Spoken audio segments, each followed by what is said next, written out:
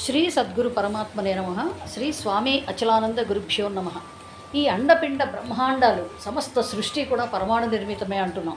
అయితే ఈ పరమాణు నిర్మాణం ఎలా జరిగింది అంటే, ఈ సృష్టి ప్రారంభంలో శక్తి విస్ఫోటనం జరిగినప్పుడు ఈ ఎలక్ట్రాన్లు, ప్రోటాన్లు, న్యూట్రాన్లు, ఈ ఎనర్జీ పార్టికల్స్ అన్నీ కూడా విశ్వమంతా వెదజల్లబడ్డాయి.